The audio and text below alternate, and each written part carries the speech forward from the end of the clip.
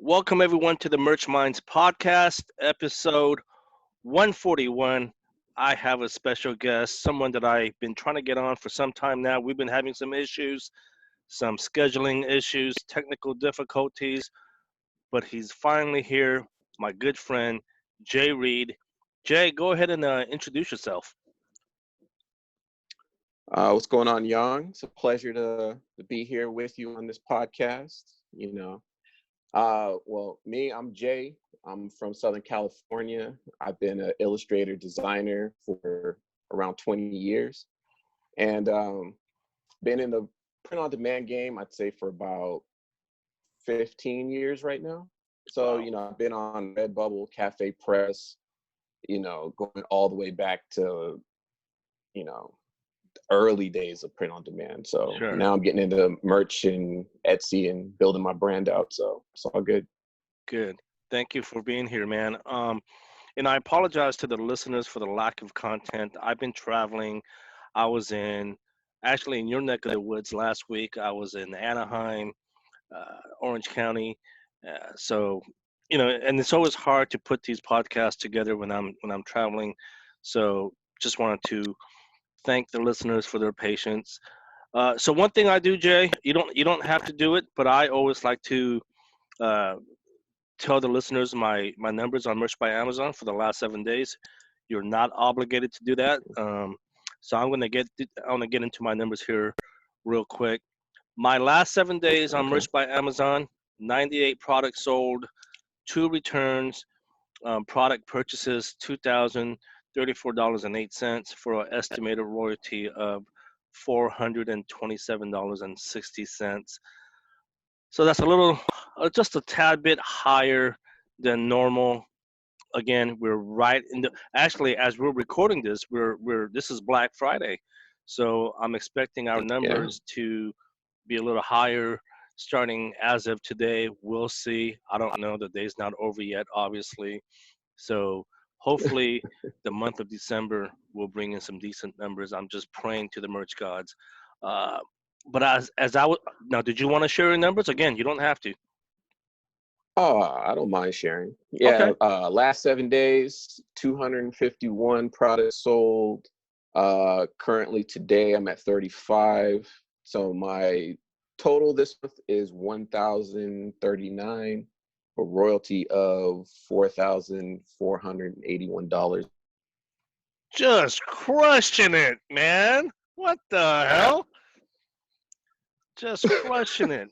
That is ridiculous. No, that's good stuff, man. And as we talk to Jay here on the show, you guys will understand why he does so well, and we'll get into that here shortly. There are some things that I just want to discuss before I get into the actual interview. So as I was saying, I was in Orange County last week.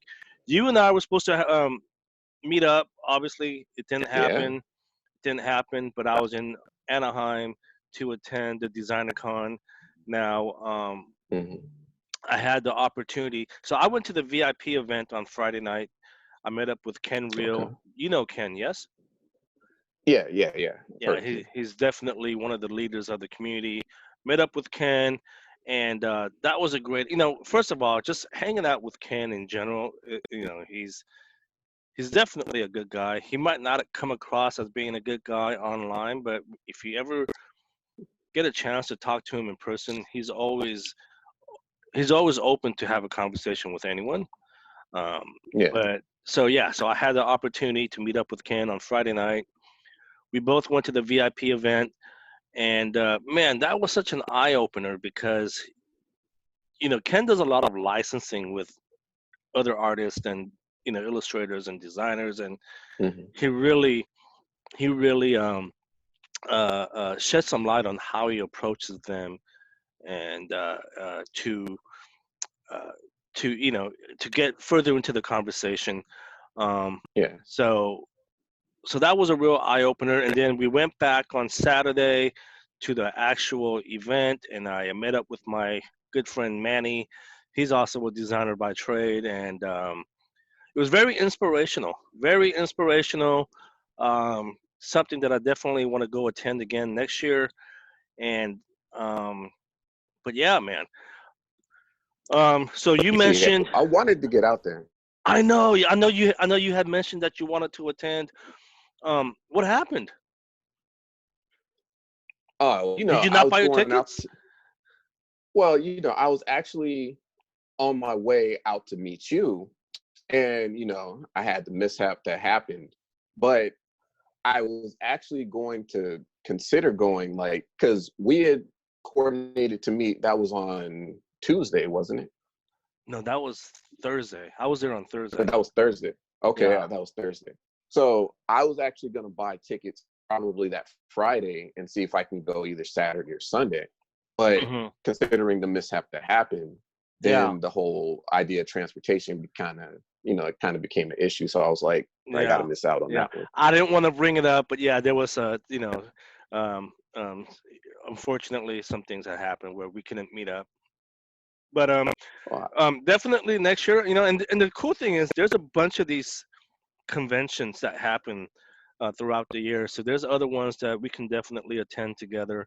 But it was very inspirational, man, and just seeing everyone's artwork on display, it was really. And I was talking with my buddy Manny. He does a lot of work behind the scenes as well. Like I said, he's a designer yeah. by trade as well, and he's like, man, he's like, I think I'm gonna come back next year and get a booth. And so I was like, dude, if you get a booth next year, man, I'll come work it with you, man. I'm like, you don't have to pay me. I just like being in that whole surrounding with other artists, and it's just so, like I said, it's very inspirational. Um, but I was going to look into that because I've been seeing Designer Con for a number of years, like, hmm and I've never personally attended because I know they usually have it out in Pasadena. in And this Pasadena, was, I that's think, right. the first year that they had it in Anaheim. hmm So that's why I really wanted to go because I was just like, oh, it's actually close. So I don't have to try to get all the way out to Pasadena to go check it out. But it's just like you said, being in that environment, you do get inspired because everybody is kind of on the same wavelength. It's like everything's about discussing color, discussing design, discussing Yeah, typography. Like, yeah. so you just get so many ideas, and it's just like, I just want to just absorb it all and then just get right to work right after you see all that stuff. So I was itching to go, but circumstances. Next year, man, we'll make it happen next year. So the one advice that I can give is, if you guys do go next year, and I highly recommend that you guys attend the VIP event on Friday night, because there's less people, and you can literally approach any artist and have a up close and personal conversation with them. When we Mhm. went Saturday, it was like a damn zoo, man. I couldn't even go back and visit some of the artists that I had talked to. It was packed. So, I mean, if you guys are going out there to attend, to talk to artists and maybe strike up a conversation about licensing, I would definitely uh, pay just a tad bit extra and go that VIP Friday night. Otherwise, Saturday, chances are they probably won't even talk to you because they're just so busy selling products, right? So I would So is it definitely. going to be in Anaheim next year? Is I it going to think be my back in guess the is same location? my guess is it's going to be in Anaheim. I don't know why they would have it in Pasadena. I haven't been in Pasadena in God knows how many years, but from my understanding, DesignerCon's been growing, and as it grows, they obviously want bigger venues, and the Anaheim Convention Center is a huge venue. That's where they have VidCon and all that. So my guess is Yeah. they're gonna have it in Anaheim again next year. I'd be very surprised if they change locations.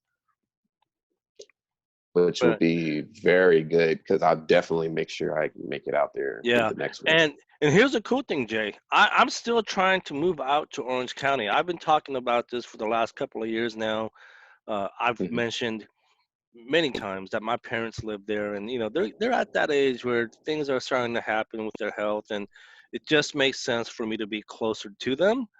So Yeah. so if I do, yeah, we should definitely go together. Um, and yeah, we should definitely hook up, man, because like I said, just going and being around all these artists, man, it was very inspirational. And I apologize, there's a lot of noise here on my end. The weather's not so great. We're having some severe rainstorms, so I think my internet might be, it might be very spotty at the moment. So I do apologize. No, you sound I fine. okay. I just want to get this interview finally up and just get this done because I know you and I have been trying to connect for some time now. Um, Oh yeah, yeah, yeah. But the forces that be can't keep greatness apart, as they say. I like that, man. That's some Yoda stuff right there, dog. What the hell? uh, I like that. oh, you But got you got to keep it zen, dude. You know what I mean? but Jay, I want to talk to you obviously about your work. I think you're one of the Hmm. more talented people that I've seen. I've had people like BJ DeLong, um, Drew Poxa, and you're right up there with the kind of stuff that they're doing. How'd you get into design and illustrating? Well, I took classes in high school. Like back then, we're talking about the '90s. Like digital illustration classes and all that. They weren't really much more than basic computing. So you really couldn't do too much as far as like Photoshop, Illustrator. So I Hmm. kind of got my feet wet back then, just scanning stuff in. I think I was using Paint Shop Pro 7 at the time, Oh wow, which was a very basic program. Anybody that remembers that program. But, at the time, I was just mainly paper and pencil, just analog. Uh-huh. doing, yeah, basically, you know. But I got my start. There was a little company in Tustin. It was a little mom and pop operation. It was called 420 Inc. And he was doing like kind of similar to what we're doing now as far as the print on demand game. But back then, it was you had to go through the screen printers, you had to go through vendors trying to get your stuff in the stores, all Hmm. brick and mortar type stuff. So he had Sure. a store set up. So he was asking local people in the area if they knew designers or if you wanted to submit designs and you can get them put on shirts and stuff. So I happened to be going to a shop to buy some stickers, and he was like, "Oh, like, did you have any designs that you wanted to submit? I'll pay you for them." I was like, "Okay." So Mm. the first couple designs that I submitted to him, he really liked them. So I kind of got addicted to seeing my stuff on t-shirts and things like that. So it really didn't click for me that t-shirt design was a viable business that I could do until I saw one of my own designs at a rave in the late 90s. I saw some other kids wearing my designs. Nice. And I was just like, and it kind of blew my mind because I'm sitting here at this event. It was called Audiotistic. It was held out in San Bernardino, and I'm seeing these kids wearing stuff that I drew. And the reason why it blew my mind was because when you go to those type of events, what people wear kind of is their representation of them in that scene. That's Hmm. how they kind of want to represent themselves. So when people started wearing my designs to represent themselves in that scene, I kind of became addicted to that because I'm like, okay, I can have a voice within the scene and not just be like a spectator or a bystander. I can actually become a part of this. So Hmm. that was like my main motivation. So later on down the line, I was going into college. I started taking some Photoshop classes. I started taking Illustrator classes. I took some basic illustration with pencil, paints and stuff like that. All the basic courses you take Sure. in college. So I started thinking, do I want to try to get a job doing this? Because I didn't feel like I was that polished at the time to where I could warrant, Really? going into the industry. So I just kind of did it on my own. I started getting like the iron-on transfers. Like I got a little basic printer, like a little bubble jet printer back in the day. I started printing out my own designs and putting them on like little iron-on transfers and selling those shirts. Mm. And back then, it was very rudimentary, like unless you had a heat press and you could actually get like a high grade printer, you're basically putting out junk, so that's what led me to get into print on demand because I was like, okay, at the time, the only company that was doing anything close to it was Cafe Press. So I Hmm. was like, oh, I can just upload my designs there and then they'll take care of all the printing and everything for me. So that kind of started my journey into the whole print on demand thing. And as technology has gotten better, I've kind of improved as an artist. So I learned more techniques that could make my designs look cleaner on print. you know, and that's kind of how it evolves from there. Hmm. Yeah, Cafe Press, they were way ahead of their time, obviously. They were like one of the pioneers when it comes to print on demand. Unfortunately, I don't know, man. I feel like they could have done more. I mean, they could literally control the market right now, I think, if they just knew how to grow their platform, right? But I just feel like they just, it's just one of those things that they just created and they never really developed over the time. Um, but going back to that's very humbling of you to say that you didn't really think that your skill sets were that good, because I look at your stuff, I look at your portfolio, and it blows my mind. Well, I don't think too many artists really think that their stuff is like the greatest. Like, I'm sure that there are, but you always know where you can make improvements. Sure. So I'm always looking forward, like, on how I can improve. Like, stuff that I'm doing now is light years ahead of where I was maybe even 4 or 5 years ago. So Yeah. Yeah. I'm constantly evolving and I'm constantly figuring out new techniques. I'm always studying. And I think Absolutely. Yeah. being humble, at least for me, kind of keeps that spark that I need to keep improving. Because if I keep telling myself, "Oh, you're good, everybody likes your stuff," then that's when I kind of let my guard down, so to Hmm. speak. You know what I mean? Yeah. So Yeah. Because I was like you. I remember taking classes, man. I was like 17, I think, when in high school, and that's when I knew that I wanted to that I wanted to get into design as a profession, because I was attending in high school where they were like the only high school that was offering graphic design classes, and I remember taking that class, and I never knew what graphic design was up until that point, and I was like, man, this stuff is really really cool, and it's obviously it's evolved over the years, and like you said, as technology evolves, things get better and faster, and oh man, yeah. So I try to stay humble and I try to learn as, I've said this many times, man. I am not the world's greatest designer.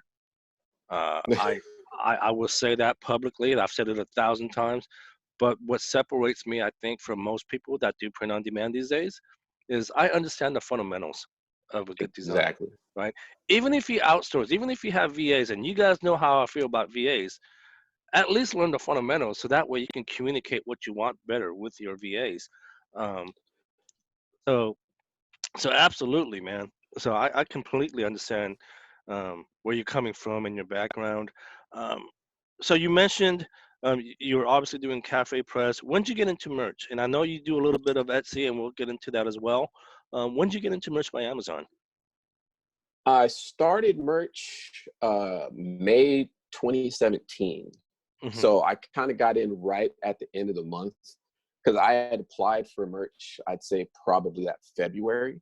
Hmm. And I had completely forgot about my application. Like, I heard about it. Ironically, I heard about merch by Amazon in a Zazzle group. What the And hell? some Yeah, they were actually discussing other print on demand sites, and they had mentioned merch by Amazon. I was like, Amazon's getting a print on demand service? I'm like, Mm, okay, yeah, I need to figure this out because that marketplace is like ridiculous. So right. I got the application done and I just kind of forgot about it because, like back then it took forever for Hmm. Amazon to approve anybody to get on the platform. Yeah. So I got the approval notice in May, like it was like right around the 28th of 2017. That's when I first started. Okay. Okay. And then and you're clearly making much more money than I am. So congrats. How are you doing? Hey, like I said, man, I've seen your portfolios and it's mind blowing. How are you doing on Etsy?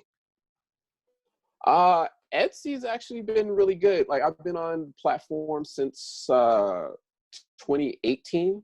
That's Mm-hmm. kind of when I started really, really picking it up. And let me see. Let me pick up my numbers from Etsy. Give me 1 second. No, this is okay. For Etsy, last 30 days, revenue $6,351.88 with Ridiculous. 173 sales, or I should Ridiculous. say 173 orders. Yeah. No, that's good stuff, man. So this is full time for you then, right? It's become full time. Like, Etsy. put a whole new level of demands on you, because you have to interact with your customers, you get a lot of questions. So that kind of became like a full-time gig, just dealing with the Etsy store. But Merch by Amazon, like, I think last year I went super hard on Merch by Amazon, to where I had to, like, my goal was to get to the 20K tier. Like, that was like my goal. And I finally did it this year. Nice. I got to the Congrats. 20K tier. Congrats. Why, thank you. So Merch by Amazon, you're doing Etsy. You also have a Shopify store.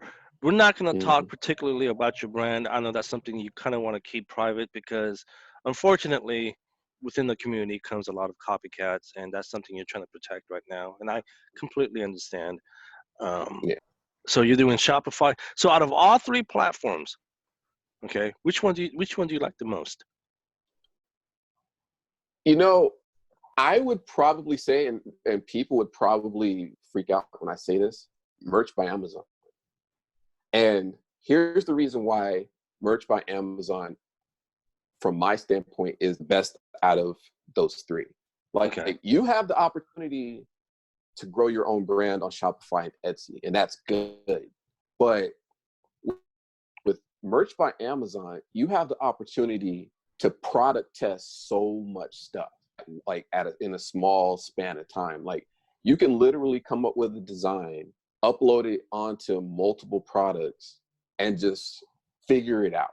Like, you put your stuff out there, you can get data from like what customers are looking for, and you can product test a lot easier. And it doesn't cost you anything to test it. It costs money to test things on Etsy. It costs money to do things on Shopify, because you got to drive traffic to Shopify. Etsy, the platform is kind of hit or miss, because one, you have to pay per listing, and two, you have to pay for advertising that is kind of hit or miss right now, since they changed up everything on the promoted ads and all that other good stuff. So I would say right now, Merch by Amazon is steady, and you have the opportunity to branch out into so many different niches, to where you can do product testing that you can take to Etsy and you can take to Shopify. Because a lot of the stuff, the success that I've had with Etsy and Shopify began with finding those niches on Merch by Amazon, because I found out the demand is there. So I'm like, okay, if the demand is there on Amazon, there must be demand there on Etsy and ultimately for Shopify. So let me ask you, man. So on merch on Amazon, are you how are you listing your shirts, in the sense of what brand are you using? Are you using the J Reed brand, or do you? And again, if you have another brand, you don't have to share that with us, because I can really, like I said, I honestly do appreciate you not wanting to share, because, like I said, there are a lot of crooked people out there. So just curious, are you branding it by your name, or your business name? Well, actually, I tend to kind of experiment with that. Like, I don't put everything under one brand. Sure. Because you just don't do that. Just from general principle on Merch by Amazon, you don't put all your eggs in just that one basket. So I do, depending on the niche. Like, sometimes I use a very targeted phrase as the brand. Sometimes I use like a general brand for a certain niche, and it just kind of depends on what the design is. Because I sometimes group designs by one brand. Like, say, like, I'll have like a baseball brand. Like, it'll be baseball designs by such and such. I got It's I break it down like that. Sometimes I experiment just to see if certain brands, like putting everything under one umbrella, if that works out for a certain type of niche. And other times, like, I just kind of spread them out. So it kind of just depends. You kind of have to just test it out and see what works. I got you. Are you the type of person that chase trends? Not really. To be honest, I've caught a couple good trends this year, and you kind of come across those by happenstance. Like, you'll see something happen on Twitter, or you'll check Google Trends, And then you're just like, oh, okay, let me just try that out. And then it could take off. Like I've had two really good trends that took off for me this year. Like, Mm-hmm. and I'll even say like the one that was like the biggest one was the Apollo 50th. Right. And but see, the thing that's tricky about that one is you have to, and this is where being a good designer comes into play. You have to be able to design for that without infringing on it. Mm-hmm. So you look at iconography. The Apollo landing was about the moon, and the year was 1969. Mm-hmm. So the thing that I just did was I just combined the moon in 1969 with no other mention of Apollo. Mm-hmm. And that took completely off. Like I sold probably about 2,000 of those shirts. Jeez. See that, and that kind of validates what I've been talking about for the last 2-3 years on this podcast, which is sometimes simple is always the best. You know, I hear and I see people do things with their with their merch designs, and God bless their heart, man. Sometimes it's like the stuff they put out, Jay, man. It's like it's just too much. It's just and I'm like, gosh, man, just there's a designer that I follow. Oh gosh, man, what is it? I'm drawing a blank on his name. You know what? I'll have to circle back, but he has a course on skill sharing. He talks about design in general, and he's worked with some of the biggest brands such as Nike and stuff, and he always says, man, um, simple is always the best. Like you always want to think about the consumer. Think about the consumer in the sense that if they understand something, they'll probably buy it. If it's too overwhelming, they're not going to buy it. So simple is always best. So, like you were saying, I mean, obviously, what you described is a very visual thing, but you made it sound like it's very simple. It just has the moon you said and the year. Yeah. See, the approach that I take is I take Hmm. what I call the billboard approach.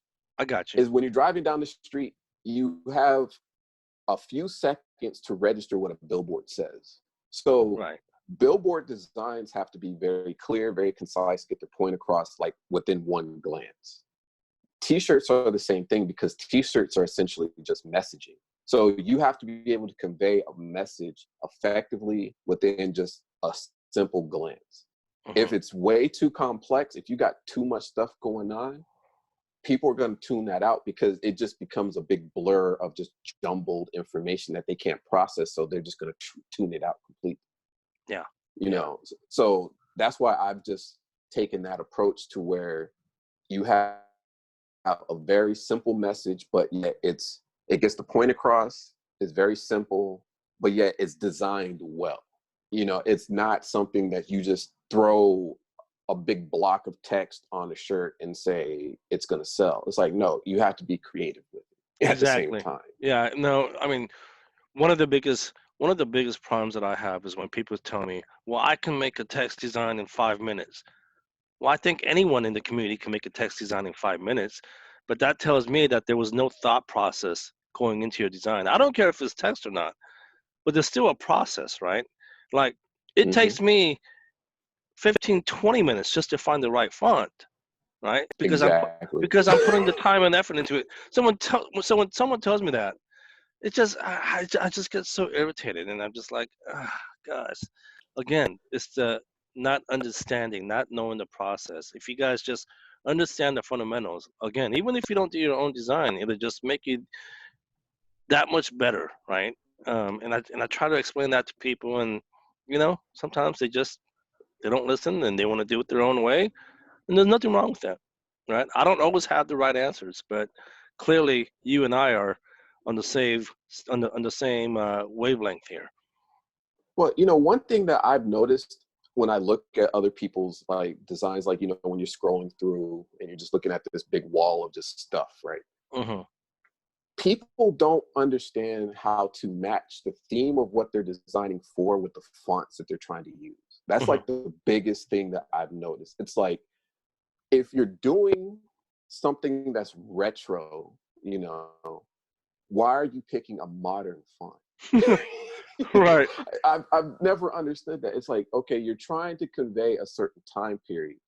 Did you research that time period to figure out if that is what is conveyed in the design of that time period? Like, I've Hmm. seen so many people, they'll throw out like Comic Sans or some kind of like Futura, like, Hmm. like a very sleek modern font on a retro design, and they think by putting that little retro sunset on top of it that it's just automatically retro, and they Yeah. do that same Neapolitan color scheme, and thinking that, okay, that's retro. It's like, no, that's not what retro is. You have to Yeah. actually go and research what is considered retro. Like, if you're designing for 1976, go look up stuff that happened in 1976 and design for that, because then it's going to resonate with people trying to convey that year. Exactly. Yeah, exactly. And when they invited me to speak at the last Merch by Amazon conference, and that was something that I talked about, was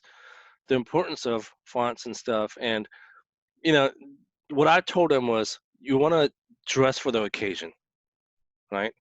Hmm. For instance, you don't attend a wedding wearing a clown suit, right? You just don't do that, right? You don't go to a funeral in a bathing suit, right? You want to you Exactly. So that's the analogy that I use. So basically saying, if you're, like you said, if you want to do a design on the 70s, go back, do your research, and find that font that fits into that era, right? Or again, and we'll use your Apollo moon landing as an example. Um, what was happening back in 1969. Look at some of the fashion wear and the kind of stuff that was popular back then. Um, that's the kind of research that you always want to do. That whole, I can do a design in 5 minutes. Yeah, I mean, any Joe Schmo can do that. But if you really want your design to pop out from the rest of the noise, do your research. Well, and plus the other thing I've noticed, like being on this merch journey, I've kind of noticed this as well. And that is, when people are doing research, they're so busy chasing what other people are doing instead Hmm. of being creative. Hmm. Like, because it's a designer chases design, they don't chase money. Designers know, if you're gonna be a good designer, you chase what is a good design. Money will follow if you make a good design, because people like good design. That's But true. the problem that I've seen in the Merch by Amazon community at large is that people are chasing the money. Like, oh, this kind of design is selling, let me do more of that type of design. They don't know 95% of why it. this Yep. design is, yeah, they don't know why that design is selling. They just know, oh, it's selling, it's got a good bestseller ranking, let me just emulate that and just throw it up there. And then they complain to the groups, why isn't my design selling? It's Hmm. because you didn't even know what you're putting out there. It's like nothing that you put like some like Comic Sans font on a retro sunset design and wondering why nobody cares. Exactly. you, you Right. know. Right. Yeah. Yeah. Um, no, exactly, man. You're definitely preaching to the choir. You do a lot of parody stuff on your own personal site. Again, I won't share your site, but um, are they doing good for you? I do a lot of parody stuff myself. Um, and I have some other designer friends. They do a lot of parody stuff. How's that working out for you?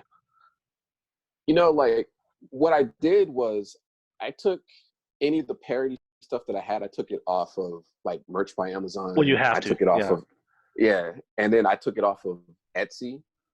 And it's because I retooled my branding on Etsy, just because I kind of want everything to be more uniform. Like, Mhm. when I first started, it was kind of a little bit more of a general store. Mhm. So I was just kind of throwing stuff in there just to see, okay, what will sell. Let me try to just bring in as many people to my store as possible.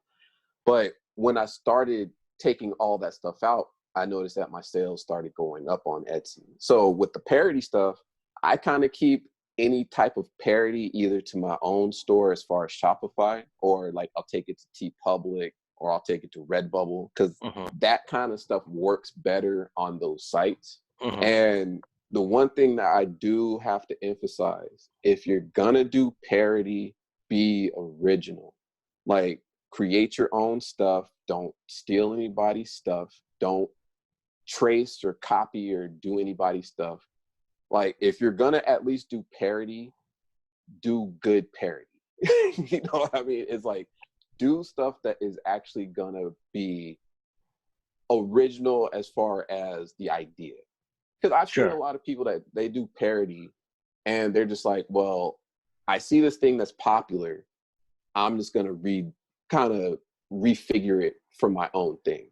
Right. And it's like, nah, you're being kind of dishonest when you do that. It's like, you're already kind of treading the line by doing parody as it is. So if you're gonna do parody, at least be original, because I've noticed they don't really go after parody that's done well, unless it's Amazon, where they just get rid of anything that comes close to a big Sure. brand. But Yeah. if you're gonna do stuff, put it on your own site and just make it creative and at least as original as you can be. Like, if you're gonna do, like, I don't know, like Simpsons stuff or something like that, there's a way to do it without stepping on anybody's toes per se. Yeah. You And know, like, I've said this probably 1,000 times now, man. When I was going through college, I remember my instructor, and I don't know how true this is. Okay, I'm just quoting what he told me. He said mhm. typically you can get away with parody, as long as you don't come across being that original brand, putting out that product. For instance, the example that I could use right now is maybe the Enjoy Coke symbol, right? Mhm. Yeah. What if I did, and I've actually seen this. That's why I'm putting it out there. I seen someone make a shirt that says "Enjoy Choke," which is a Brazilian jiu-jitsu themed um, shirt. Obviously, Coca-Cola would never put out a shirt that says "Enjoy Coke." Um, Yeah. I'm sorry, "Enjoy Choke."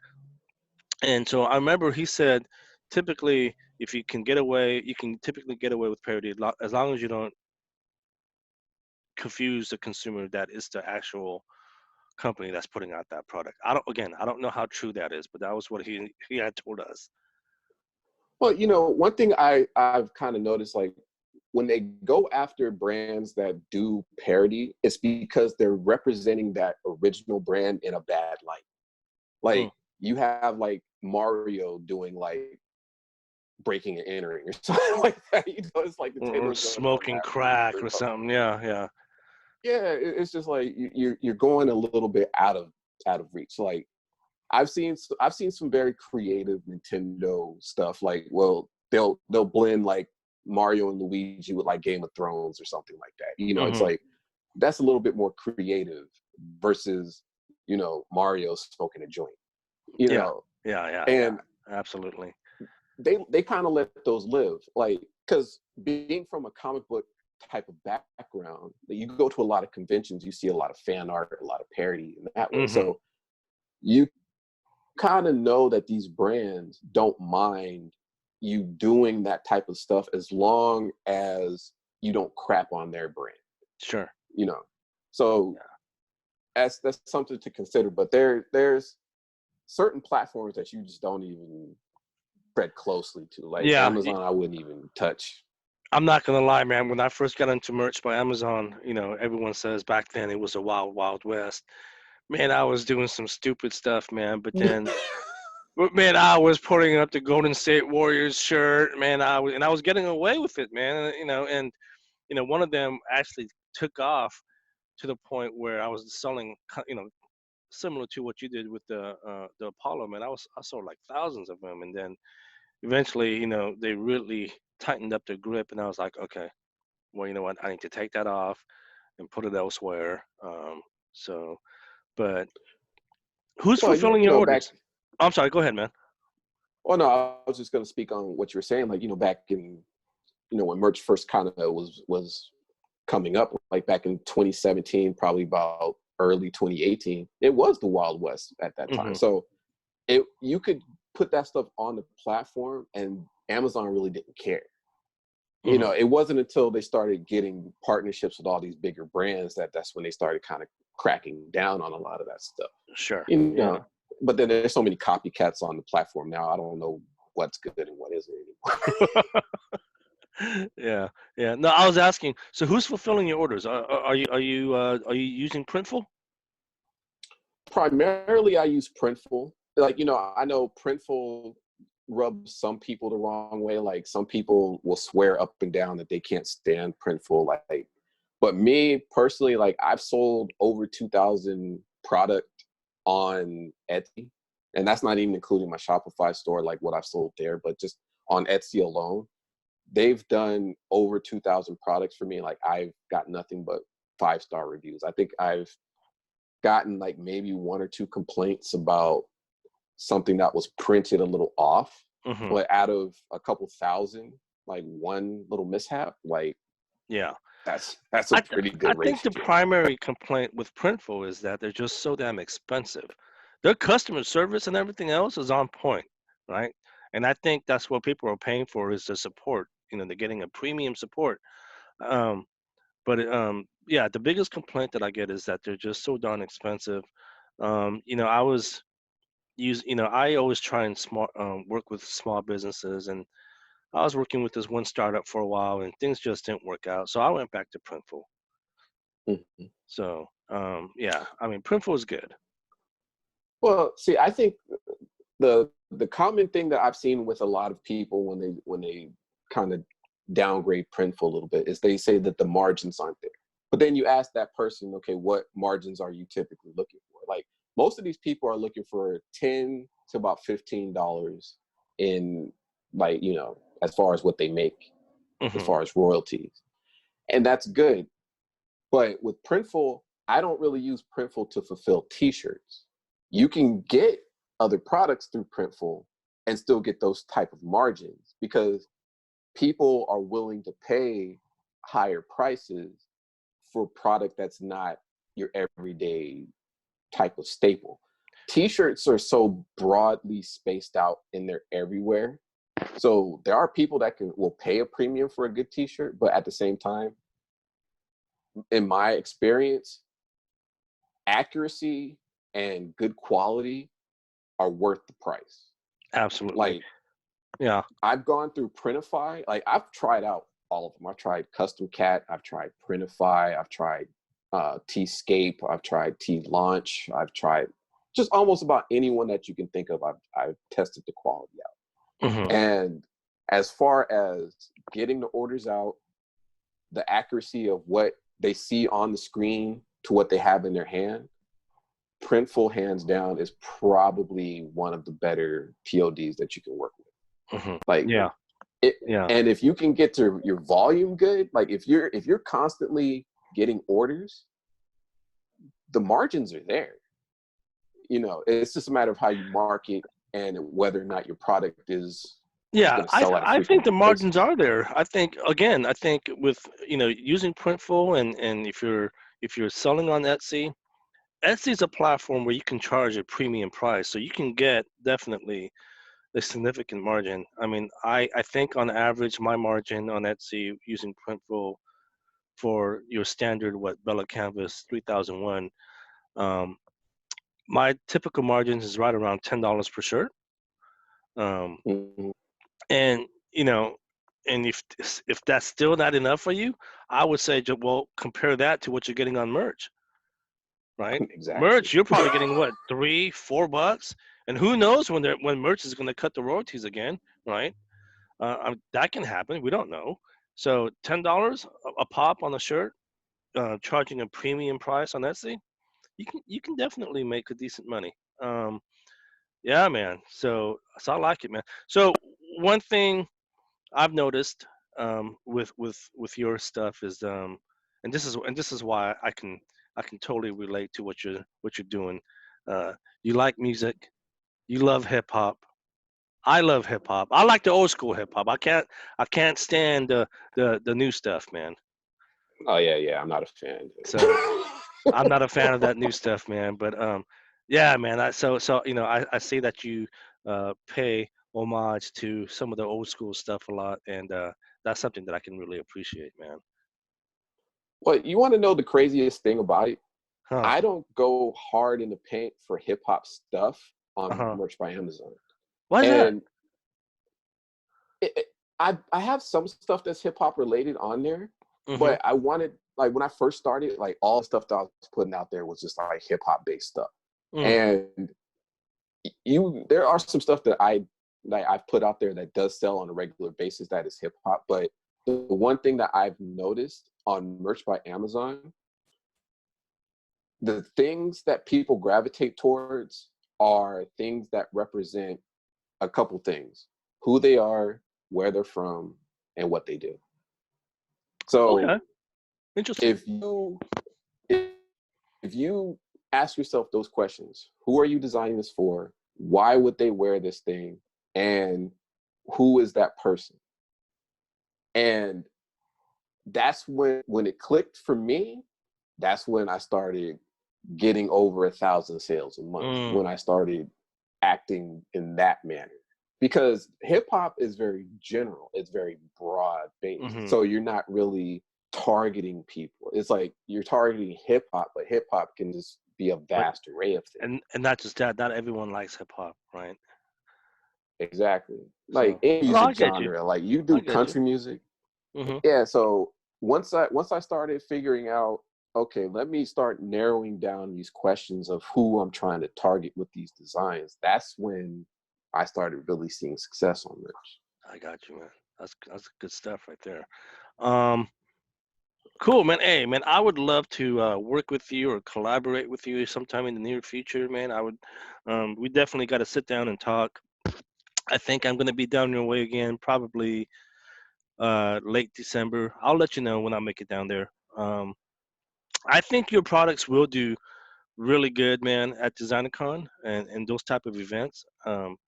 Have you ever thought about maybe getting a booth? I considered it. The last couple years, like when I kind of first started on this merch journey, and then it kind of morphed into the Etsy journey, and then it morphed into the Shopify. Mm-hmm. That whole time period, like that 2 year span, was almost kind of just like building out infrastructure, dude. Like building out the Shopify store, building out the I Etsy got you. store, like all of that stuff. So it's like I'm just now getting it to the point where I'm comfortable where I have it.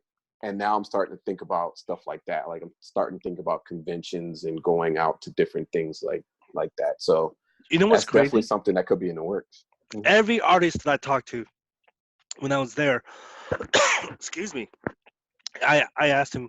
I'm like, are you guys doing merch by Amazon? No one, no one knew what I was talking about. Which is kind of amazing. Sorry, I'm having a throat here. You okay? I'm just getting all choked up, man. This is you're bringing tears to my eyes. I'm just getting all choked up, dog. But yeah, no one knew about merch by Amazon. There was one person. There was one person who actually knew about merch. Um, and it sounded like, and that was on Friday when Ken and I went. And originally, when Mhm. we first talked to him, it sounded like he was completely against merch. You know, he didn't really sound like he was a fan of it. And then the more we talked to him, you can see like the light just go off in the top of his head because we were talking to him about licensing and how to get more revenue through advertising, and he was just like, "Whoa!" So yeah, it's amazing how like I said, they are so talented, but no one even knows about merch. Well, the thing that I've noticed, like with a lot of guys that I've interacted with, like on Twitter, Facebook, like the common sense is that nobody really knows about merch by Amazon. And the reason why, even if they do know it, and the reason why I think they haven't jumped on the platform is because illustrators, artists, designers, they have a certain aesthetic that they're trying to put out there, Hmm. and they get discouraged by being in a big pool of everyone else Mm, because the uniqueness of what they do, like, because it's not a matter of just putting a design up there and then people will just flock to it. Like with merch by Amazon, it takes there's a lot of business, SEO, algorithm stuff that you have to understand in order to be successful on merch. And a lot of those guys want to be creative, but they don't really want to mess with that other side of it, like Mm-hmm. the whole idea of just the technical side of it. Yeah. And I can see why. It's a lot of work, because you can't really create the way that you want to if you're constantly looking for keywords, if you're looking at data from customers, if you're constantly on the platform looking for like customer trends and things like Sure. that. Like Sure. that's all math, business, finance related stuff, and a lot of artists really don't want to mess with that kind of stuff. So I can see why some of them may be hesitant to jump on it. Yeah. Well, I don't think they were hesitant. Like I said, they just didn't know about it. Oh, well, that Like too. majority of them had no clue what we were talking about. They were like, "Huh? What?" Anyway, yeah, they were just Well, all confused. I guess to be fair, if you were to ask the average Amazon employee that works at Amazon, they probably don't even know about merch by Dude, Amazon. I have a friend, I have a really good friend who works at the Spear. Okay, the Spear is that actual building where all the executives work. Okay, she's a high Mhm. executive marketing person for Amazon, and we were chatting online a couple of months ago, and she had mentioned to me that she's working at the Spear at the Amazon headquarters in Seattle, and I was like, "Oh, I'm doing merch by Amazon." She's like, "What the hell is that?" Even she had no clue what merch by Amazon is. She had absolutely. She was like, "What?" Yeah. But yeah, man, it's still a growing platform. We're definitely a few years in, but it's still growing. Um, how can people find you? I know you have multiple sites and social media, and I know certain things you're trying to keep private, but the ones that you would like to share, go ahead and give yourself a shout out. Oh, okay. Yeah, you can find me at Instagram, artist J Reed. You can find me on Twitter at artist J Reed, or same thing with Facebook. It's J Reed Art. So that's pretty much the primary places you can find me. Like I also do have a website, artistjreed.com. So you can find me at any of those places. Good stuff, man. Definitely follow him. He's putting out some really good artworks. Um, Jay, I really appreciate your time, and I know it was a struggle to get you on. We were having all kinds of issues here. Hopefully, I'm gonna have to go back and listen to this. Hopefully, the audio came out okay. And if it didn't, I apologize to you and the listeners. But regardless, we'll definitely get you back on soon. Yes? Oh yeah, no doubt. It was fun. All right, my man. Thank you so much for your time. No worries. Thank you for having me.